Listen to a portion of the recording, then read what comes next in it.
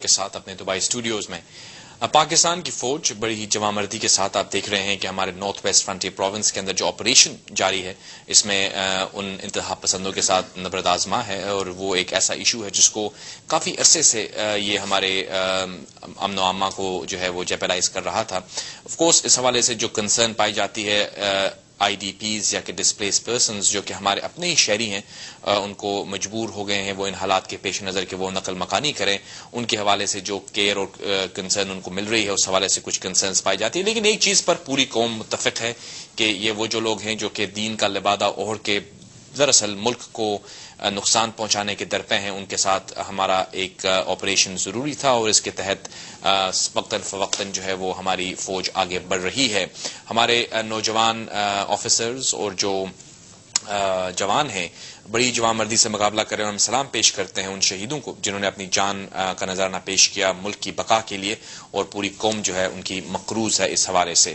ہم امید کرتے ہیں کہ یہ معاملات جلد سیٹل ہوں گے اور انشاءاللہ ہمارے ملک میں ترقی کی طرف ہم گامزن ہو سکیں گے، کیونکہ آپ جانتے ہیں کہ ترقی تبھی ممکن ہے جب سٹیبلٹی ہو۔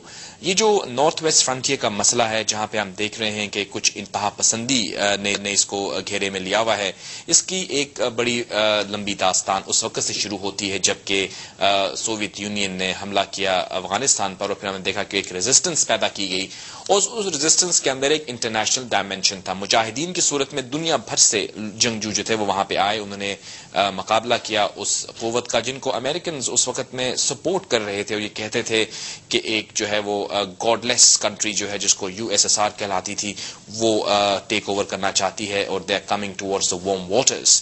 اس ٹائم پہ بہت کلیدی رول کیا۔ آپ کو یاد ہوگا کہ جنرل ضیاء الحق صاحب اس وقت پریزیڈنٹ تھے، اور انہوں نے اس وقت جو ہے اپنی ملک کو نہ صرف لیڈ کیا بلکہ بہت ہی میں کہوں گا کہ مشکل صورتحال سے ہم اس وقت گزر رہے تھے۔ اس کے بعد یہ معاملہ جو ہے یہ اس وقت تک پیچیدہ رہا، کیونکہ جب انخلا ہوا افواج کا، جب U S S R collapse ہوا تو امریکنز اس معاملے کو انفنش چھوڑ گئے، جس کا ذکر ابھی خود ہلری کلنٹن نے کیا، جنہوں نے کہا کہ کسی حد تک امریکہ بھی ذمہ دار ہے ان حالات کا جو آج پاکستان فیس کر رہا ہے۔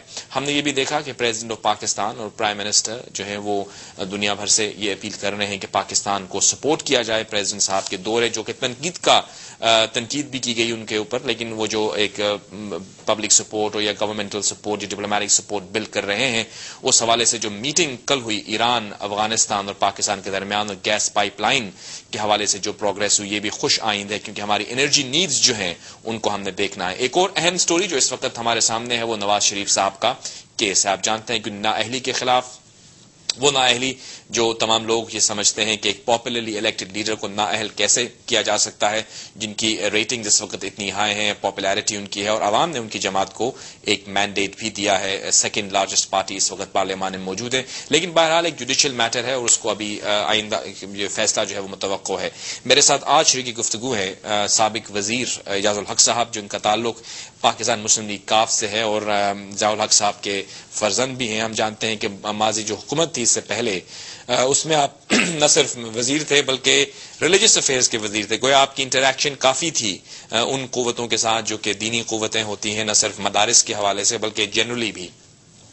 اور ایک جو بیک گراؤنڈ ہے آپ کا، جس میں ہم جانتے ہیں کہ آپ کے والد صاحب کی افغانستان کے ساتھ کافی اٹیچمنٹ رہی ہے۔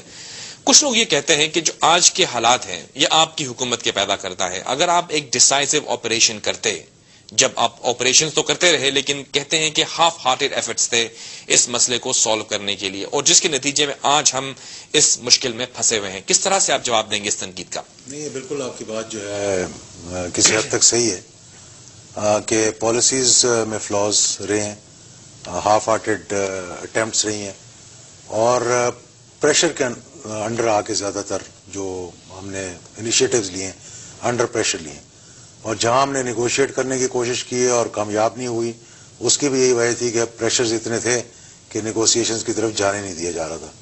اور ابھی جو آپ نے بات کی کہ پہلا جو اٹیمپٹ ہوا تھا سوات آپریشن کا during the time of general Pervez Musharraf, I remember کہ وہ ہاف ہارٹڈ تھا، half hearted in the sense کہ the army was there, and اس وقت کے چیف منسٹر جو تھے ان کی ریکمنڈیشن آئی and it was discussed in the national security council. I was part of that discussion, and he convinced the president and the rest of the people who are attending that meeting کہ بھائی peaceful means جو ہیں وہ بہتر ہیں. اور اس وقت اس نے بہت سے لوگوں کو بتایا جن کو پکڑ لیا گیا تھا, بیسیکلی ملیٹنٹس, لیکن فضل اللہ کے ساتھ انہوں نے نیگوشیٹ کر لیا تھا, which gave him the leverage and which gave him the time to come to where he is today. اگر اس وقت ایک ڈیسائسو ایکشن ہو جاتا تو شاید اتنا بڑا مسئلہ نہیں بننا تھا. آج جو مسائل ہم دیکھ رہے ہیں لا اینڈ آرڈر سرورک پہ ہے. سب سے پہلے ہم دیکھتے ہیں کہ اسٹیبلٹی ہمارے ملک میں ضروری ہے. اس سے پہلے کہ ہم دوسری باتیں کریں, آپ کی حکومت ڈائریکٹلی یا انڈائریکٹلی آپ انوالو رہے 5-7 سال حکومت میں پرویز مشرف صاحب کے زمانے کو اگر ہم ٹوٹلی دیکھیں تو آپ کیا سمجھتے ہیں کہ کیا دے کر گئے آپ اس ملک کو؟ کیا اچیومنٹس ہیں پی ایم ایل کیو کی گورنمنٹ کی جس کابینہ کے آپ بھی ممبر تھے؟ نہیں دیکھیں, پی ایم ایل کیو کی وہ جو 5 سال گورنمنٹ رہی ہے, اس سے پہلے it was a totally military government 3 سال کے لیے, اور there was no democracy, and then semi-democratic government جسے ہماری ہم کہتے ہیں.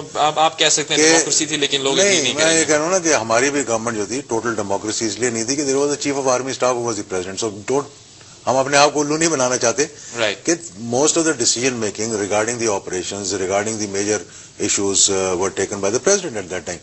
وہ کیبنٹ کے اندر ڈسکس بھی نہیں ہوتے تھے, اور particularly this military operations, for example Waziristan کا, باجوڑ کا, بگٹی کا اینڈ بلوچستان میں جو کچھ ہوا, they were not even brought to the cabinet for discussion. That was between the president and the prime minister obviously and some concerned ministers who were there. Operations جب ہو رہے ہیں, پریزیڈنٹ بھی وہ تھے, چیف آف آرمی اسٹاف بھی تھے, تو unity of command تو تھی.